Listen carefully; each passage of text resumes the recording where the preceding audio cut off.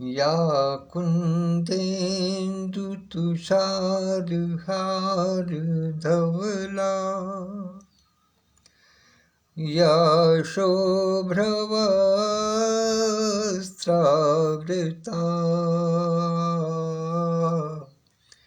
या वीणावरदण्डमण्डितकरा या श्वेतपद्मासना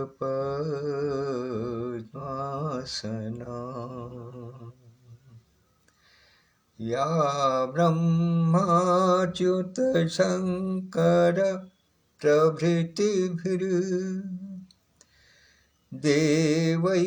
सदा वन्दिता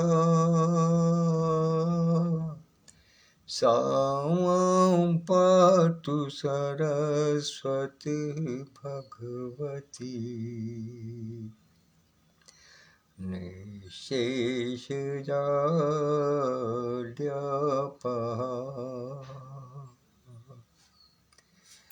निःशेषजाड्यापहा।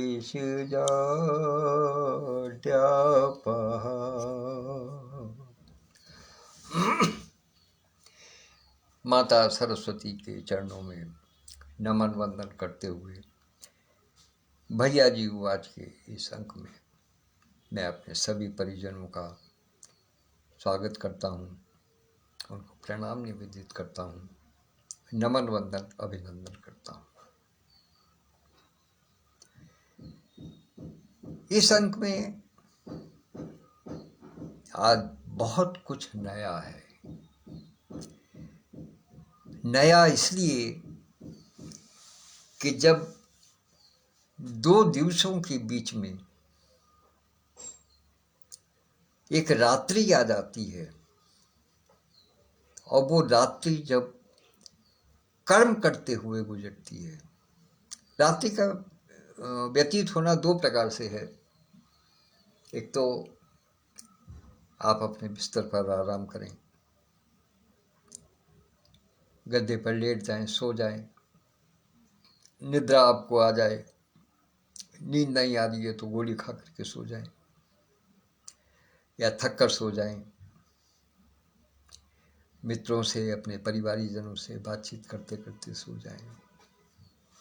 कहने का मतलब एक रात्रि का प्रकार वो है जो कि शाश्वत कहा जाता है कि दिन के बाद रात इसलिए होती है कि दिन में आदमी काम करे और रात में विश्राम करे, ताकि अगले दिन के काम करने के लिए फिर तरोताजा हो जाए।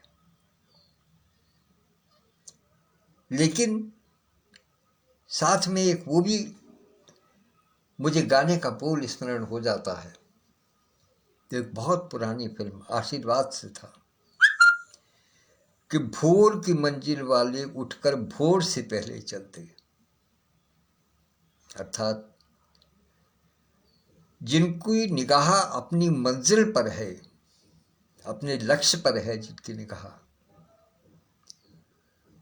वो जिस समय भी चलते हैं वो कभी रुकते नहीं हैं, वो हमेशा गतिशील रहते हैं। मानसिक रूप से वो हमेशा यही सोचते रहते हैं, यही प्रयास करते रहते हैं कि हमें अपनी मंजिल को किस प्रकार से प्राप्त करना है, कितना शीघ्र प्राप्त करना है, जो हम कार्यक्रम करने जा रहे हैं वो किस प्रकार से और अधिक ढंग से हो सकता है, सुचारू रूप से हो सकता है। हर समय इस बात में लगे रहते हैं कि ये सोचें कि कहीं कोई कमी तो नहीं रह गई, किसी प्रकार की व्यवस्था में कोई त्रुटि न रह जाए, कहीं हमारे किसी साथी को, हमारे किसी परिजन को या हमारे किसी अतिथि को, हमारे किसी आमंत्रित मेहमान को ये न लगे कि अच्छा ये तो व्यवस्था हो ही नहीं पाई। तो जो व्यक्ति इतना सोच करके चलता है वो बहुत पहले से उसकी प्रयास करने शुरू कर देता है। और विशेष रूप से जब तिथि निर्धारित हो जाती है, मैंने पहले भी इस बात का संदर्भ लिया है कि जब कि किसी कार्य की, किसी कार्यक्रम की, किसी उत्सव की तिथि निर्धारित हो जाती है तो फिर समय इतनी शीघ्रता से भागता है कि हम उसका अंदाजा ही नहीं लगा पाते।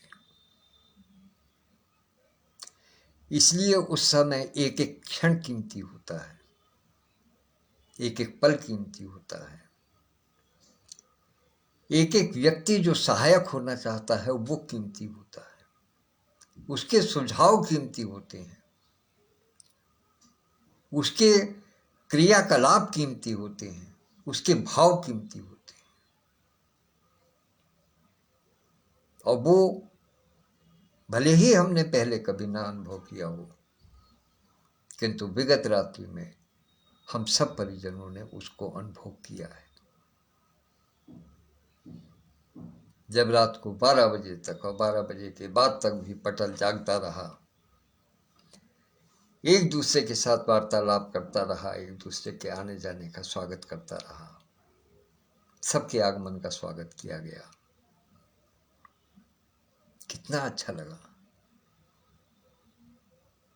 मैं देख रहा था, पटल पर लिखा था कि लगता है कि बनारस जो है वो समुद्र बन जाएगा, हर सब ओर से नदियां आकर के उसमें मिलेंगी। मेरा यहाँ कुछ और सूचना है। बनारस में तो गंगा ही रहेगी, बनारस में कभी समुद्र नहीं हो सकता, बनारस में गंगा ही रहेगी। लेकिन जब पूरे भारतवर्ष से, चारों दिशाओं से जब हमारी अप्सराएं, देवियां और बंधु हमारे जब बनारस में उतरेंगे, लैंड करेंगे, या कहिए जब बनारस की धरती को चूमेंगे, तो पूरा भारतवर्ष एक समय पर बनारस को धन्य कर देगा। और आनंदम भवन का वो सभागार जिसमें पूरा भारत इकट्ठा होगा एक समय, क्या किसी बनारस की या किसी और तीर्थ स्थान की उस एक छोटे से 30 बाई 40 के हौज से तुलना की जा सकती है? नहीं कर सकते। वो स्थान इतना पवित्र हो जाएगा कि उसका कण कण चंदन बन जाएगा। जब एक एक व्यक्ति ऐसा होगा जैसे कि हीरा जड़ा हुआ है, एक एक व्यक्ति हीरे की तरीके से चमकता हुआ होगा, उसकी प्रतिभा, उसका वाचन, उसका काव्य, उसका सौंदर्य। सौंदर्य शारीरिक सौंदर्य से मत लीजिएगा। हर मनुष्य का, हर स्त्री का, हर पुरुष का सौंदर्य उसके व्यक्तित्व से होता है। और जिसका व्यक्तित्व सुंदर है, उससे बड़ा सौंदर्य और किसी का नहीं है। हालांकि एक मजाक के रूप में एक बात कही जा सकती है कि डॉक्टर सत्यप्रकाश पांडे जी ने 16 नवंबर तिथि इसलिए निर्धारित की है ताकि हमारी अधिकतम जो आमंत्रित बहनें हैं वो 16 श्रृंगार कर सकें। 16 श्रृंगार करके 16 तारीख में सभागार में बैठें, तो उस सभागार की जो प्रतिभा है, उसकी जो सौंदर्य है वो और बढ़ जाएगा।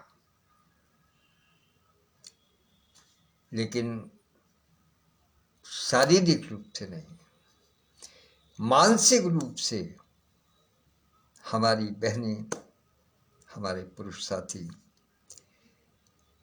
जब अपनी व्यक्तित्व का प्रदर्शन करेंगे, या जब उन व्यक्तित्वों के केवल दर्शन होंगे,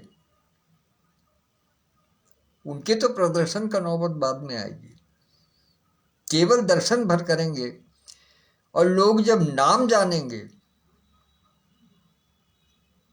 तो नाम से ही एक पहचान बनेगी बहुत से लोगों को। जो हमारे कहते हैं कवि के साथ कॉफी पटल पर लगभग 6000 फॉलोवर्स हैं, उनमें से कुछ लोग, वो हो सकता है हम में से किसी को शक्ल से ना जानते हो, लेकिन जब नाम का उच्चारण होगा तब उनको ये समझ में आएगा कि अच्छा वो ये प्रतिभा है, ये व्यक्तित्व है, तो इसको तो सुनना ही सुनना है। तो ये एक जो अनुभूति होने जा रही है, जो हम अभी से अनुभव कर रहे हैं कि ऐसा होगा और ऐसा होना ही है, क्योंकि डॉक्टर सत्यप्रकाश ने कांच नहीं हीरे एकत्र किए हैं, और हीरे भी वो जो एक एक हीरा अरबों अरबों खरबों खरबों की संपत्ति से भी नहीं खरीदा जा सकता, जो अपनी बात का इतना धनी है कि चाहे सर कलम हो जाए लेकिन बात से पीछे नहीं हटे, जो अपने विचारों का इतना धनी है कि कुमार्ग पर चलने वाले राहगीर को रोक करके सन्मार्ग की ओर प्रवर्तित करते हैं। एक एक व्यक्तित्व ऐसा है। आदरणीय यथार्थ दीदी इस समय उपस्थित हैं, मैं उनका वाचन सुन रहा था, और ये मैं कई बार कह चुका हूं कि चूंकि इनका समय मेरे वाचन से एकदम पहले होता है, और यदि मैं इनके वाचन पर ठहर गया तो फिर मैं अपने वाचन पर आने में हमेशा से ही विलंब से आता हूं, क्योंकि इनके वाचन को छोड़ने की हिम्मत नहीं होती। मैंने आज यही कहा था, एक टिप्पणी मैंने यही कही थी कि चलते हुए राहगीर को आप रोक लेती हैं, बल्कि कहना ये चाहता था कि आप उसका मार्ग भटका देती हैं। आदमी भटक जाता है, अटक जाता है आपकी बातों में, भूल जाता है कि मुझे कहाँ पहुंचना है। आज एक बहुत बड़ी सीख दीदी ने दी, जो अपने बाबूजी के माध्यम से दी, उसमें मैं थोड़ा सा संशोधन करके आपके सामने रखना चाहता हूँ। जब पहली बार दीदी विद्यालय गई बाबूजी की उंगली पकड़ करके, तो उन्होंने एक सेंटेंस कहा कि यू आर 5 year old। यहां शब्दों की गरिमा देखिएगा। अधिकतर लोग क्या कहते हैं, नहीं नहीं बच्चे चुप हो जाओ, कोई बात नहीं है, सब अपने ही हैं, सब टीचर भी अपने हैं, देखो सब तुम्हारे भाई बहन बैठे हुए हैं, सब हैं, इस प्रकार की बातें करते हैं, सब बच्चा कह करके संबोधित करते हैं। लेकिन उन्होंने जो एक ठोस बात कही, गरिमा प्रदान करने का प्रयास किया, उस 5 साल को उन्होंने ओल्ड शब्द का इस्तेमाल किया। ओल्ड मतलब तुम बड़े हो, you are not 5 years kid, you are 5 years old।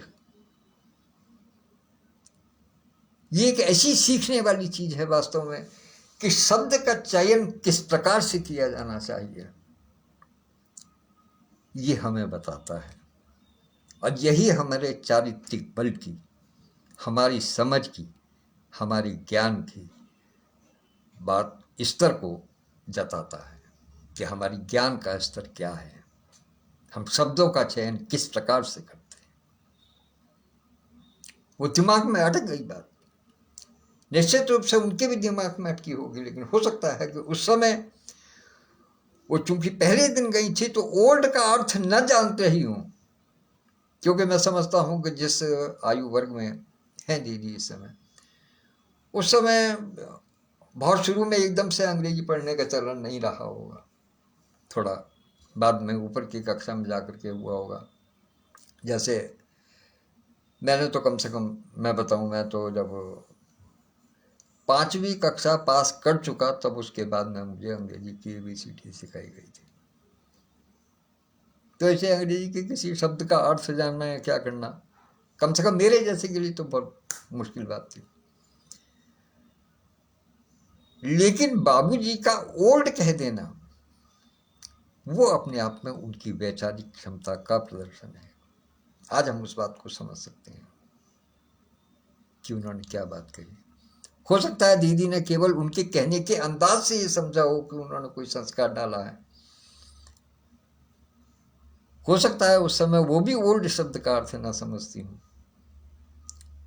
उस समय केवल उनके कहने का प्रभाव, कहने का ढंग, जिस प्रकार से उन्होंने कहा उससे वो प्रभावित रही हूँ। लेकिन आज वो इस बात को जानते हैं कि इस शब्द का क्या अर्थ है, इस शब्द का महत्व क्या है, किस विचार को लाकर के। मित्रों, ये तो बात रही दीदी की। अब इसमें तो मैं क्या कहूँ, आगे जहाँ तक बढ़ूंगा वहाँ तक और डूबते चले जाएंगे, चूंकि संस्कार और परवरिश की बात होती है दीदी की हमेशा से। आइए हम फिर से अपने कार्यक्रम पर लौट करके आते हैं। मुझे उसमें एक और तथ्य दिखाई दिया कल पटल पर, जो कहा गया, जिसका अर्थ मैंने ये समझा कि शायद उसका इशारा मेरी ओर ही है कि जिन्होंने 555 गिने हैं वही लिस्ट बनाएंगे, वही सूची देंगे। तो इसलिए मैंने वो सूची एक डाल दी है पटल पर। अब चूंकि अब मैं इसे क्या कहूँ, अपनी आलस्य की बात कहूँ या कुछ भी समझ लीजिएगा, मैं कल रात्रि के समय पटल पर जागृत अवस्था में नहीं था। मैंने सवेरे उन सारे वार्तालापों को पढ़ा, तो इसलिए किस से किस भाव में किस प्रकार से डॉक्टर सत्यप्रकाश पांडे जी की बात हुई है और किस प्रकार से उन्होंने अपने आना स्वीकार किया है या किस तरीके से उन्होंने पटल से जोड़ा है सबको, उसके बारे में मुझे जानकारी पूरी तरीके से नहीं है। और कुछ ऐसी व्यस्तता रही है कि आज सवेरे भी अभी बातचीत नहीं हो पाई है मेरी पांडे जी से फ़ोन पर, वरना अक्सर सवेरे को हो जाती है। तो लेकिन जो सूची बनकर के निकली है,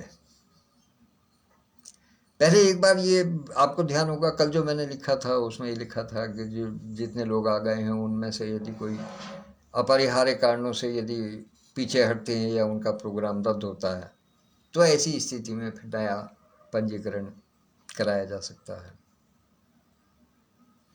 लेकिन मुझे लगता है कि वो जो आरएसी वाली जो व्यवस्था थी उसकी तो बात छोड़िए, अब तो वेटिंग लिस्ट की भी स्थिति नहीं है। क्योंकि जो मैंने सवेरे सूची तैयार की है आदरणीय डॉक्टर सत्यप्रकाश पांडे जी के सौजन्य से जो मुझे संकेत प्राप्त हुए हैं,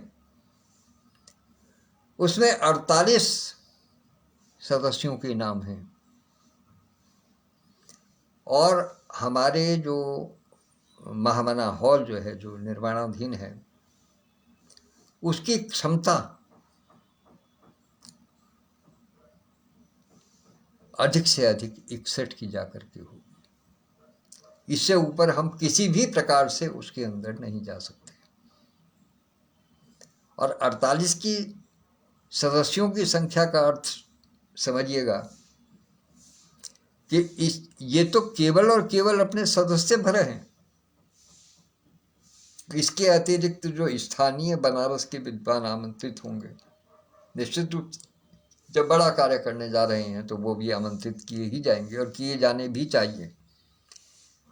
भले ही हमें अपने अपने सदस्यों को भले ही चाहे कितनी भी परेशानी क्यों न उठानी पड़े, लेकिन स्थानीय विद्वानों को, स्थानीय विद्वत समाज के प्रतिष्ठित साहित्यकारों को, काव्यकारों को, विभूतियों को हमें आमंत्रित करना ही होगा।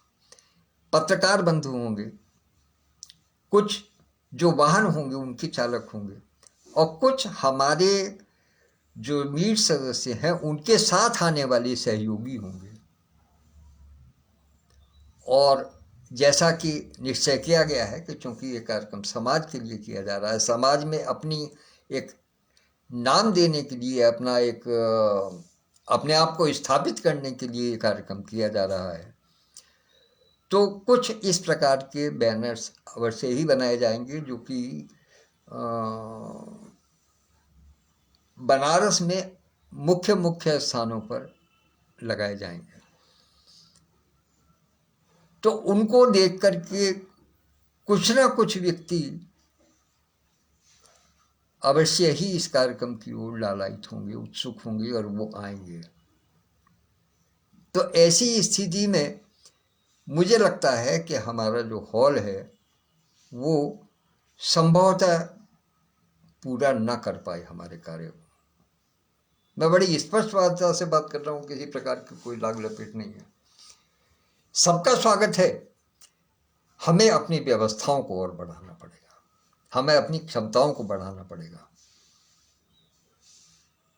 क्योंकि कल जो मैंने अपनी रिपोर्ट दी थी उसके अंदर अंतिम बिंदु में मैंने यही बात कही थी कि हम अपना 200% देने को तैयार हैं। अर्थात जो हमारी क्षमता अभी तक है उसको हम दुगना तक करने के लिए तैयार हैं।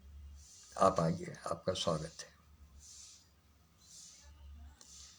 तो जो जो हमने व्यवस्थाएं अभी तक बनाई हैं, सोची हैं, उन पर एक बार पुनर्विचार भी हमको करना पड़ेगा और वो हम करेंगे।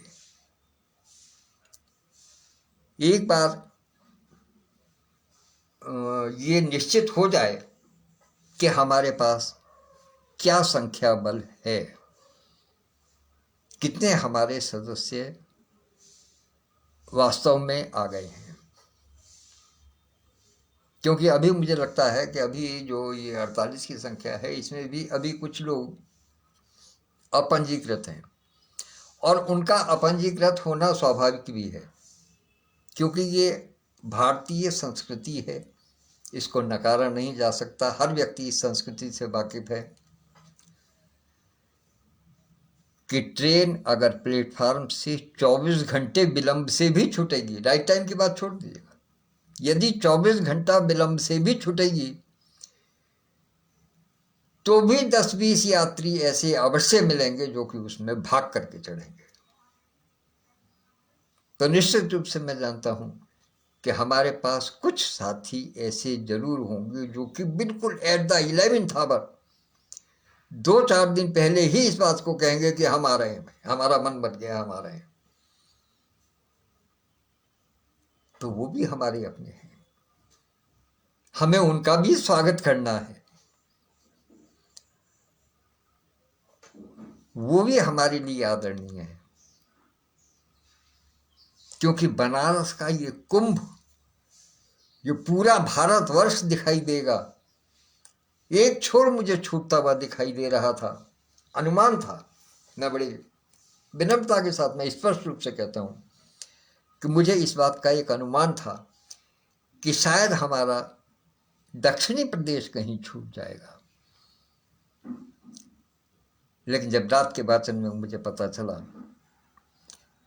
कि तस्लीम दीदी ने आने की हामी भरी है और उन्होंने अपना पंजीकरण कराया है, वास्तव में दिल बाग बाग हो गया। फिर ये लगा कि अब बनारस में किसी चीज की कोई कमी नहीं है, पूरा भारत बनारस में है, पूरा भारतवर्ष बनारस में है। और हम उनका बहुत तहे दिल से, विनम्र भाव से, नतमस्तक होते हुए हम उनका स्वागत करते हैं, क्योंकि वो इस पटल की नहीं, इस पूरे डॉक्टर सत्या सह सुंदर परिवार की एक रीढ़ है, जिनके इर्द गिर्द सारे कार्यक्रम, सारी कार्यशालाएं घूमती हैं। वो ऐसी रीढ़ है, हम उनका स्वागत करेंगे, सत्कार करते हैं। और अभी से मन इस बात को सोच करके आह्लादित है कि वो क्षण कैसा होगा जब तस्लीम दीदी सामने खड़ी होगी, कैसा वो पल होगा, क्या वो माहौल होगा, और हमारे कितने साथी उनकी तरफ झपटेंगे बाकायदा उनको कॉली में भरने के लिए। अभूतपूर्व पल, उन पलों की प्रतीक्षा कीजिएगा। अब लगता है कि 16 नवंबर बहुत दूर हो रहा है। अभी तक तो ये लगता था कि जल्दी जल्दी तिथि रखी गई तो तुरंत आ रही है, तुरंत आ रही है। लेकिन अब रात के बाद में जब कुछ विशिष्ट व्यक्तियों की हानि हुई, जब ये दिखाई देने लगा कि पूरा का पूरा भारतवर्ष बनारस में समाहित हो रहा है, तो अब दिखाई दे रहा है कि 16 नवंबर बहुत दूर है, काश आज ही आ जाए। तो इस उत्सुकता के साथ में सबके मन में ये उत्सुकता है, मैं जानता हूं सबके मन हिलोड़ ले रहे हैं। बस केवल अपने भाव ही प्रकट कुछ लोग कर पा रहे हैं, कुछ नहीं कर पा रहे हैं। मैं चाहता हूं कि सभी अपने भाव प्रकट करें, सभी इस विषय में अपने विचार रखें। ये केवल कुछ प्रवक्ताओं के, कुछ वाचकों के, कुछ विभूतियों तक ही सीमित न रहे, सब अपने अपने विचार रखें। इससे होगा ये कि जो अभी तक अपना मन नहीं भी बना पाए हैं, हो सकता है उनका भी मन बन जाए, वो भी बनारस के बने बनाए रस को ग्रहण करने के लिए पहुंचे। तो ऐसे सभी सदस्यों का स्वागत करने के लिए हम तत्पर हैं।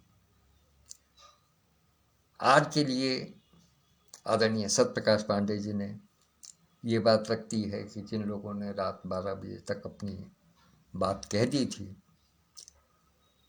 लेकिन वो पंजीकरण राशि नहीं कर पाए हैं, तो आज भर और उन्होंने समय दिया है, भेज दीजिएगा ताकि नाम आपका नीचे से ऊपर की लिस्ट में पहुंच जाए।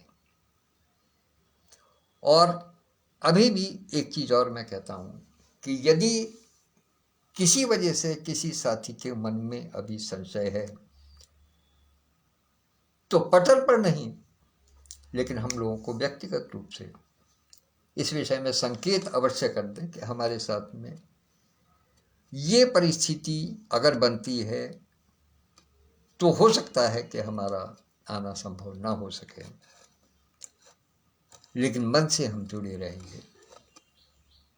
तो अगर हल्का सा ऐसा संकेत भी रहेगा तो कम से कम आयोजन करने में, व्यवस्था करने में हम लोगों को थोड़ी आसानी रहेगी। तो इन्हीं शब्दों के साथ में मैं आज अपनी वाणी को विराम दे रहा हूं और कल फिर कुछ और बताऊंगा। हो सकता है कि इस कार्यक्रम के विषय में बताऊं या कुछ और बताऊं। और इस समय उपस्थित होने के लिए आदरणीय डॉक्टर यथार्थ दीदी, डॉक्टर विद्युत प्रभा चतुर्वेदी मंजू दीदी, डॉक्टर सत्यप्रकाश पांडे जी, आदरणीय कात्यायनी दीदी, सभी लोग उपस्थित हैं। और जिनको मैं नहीं देख पा रहा हूँ वो भी उपस्थित हैं। उन सब लोगों को प्रणाम निवेदित करते हुए श्री विष्णु हरि के एक श्लोक के साथ में अपनी वाणी को विराम दूंगा। शांताकारं भुजगशयनं पद्मनाभं सुरेशं विश्वाधारं गगनसदृशं मेघवर्णं शुभांगं लक्ष्मीकान्तं कमलनयनं योगिभिर्ध्यानगम्यं वन्दे विष्णुं भवभयहरं सर्वलोकैकनाथं। सादर प्रणाम। कल पुनः भेंट होती है।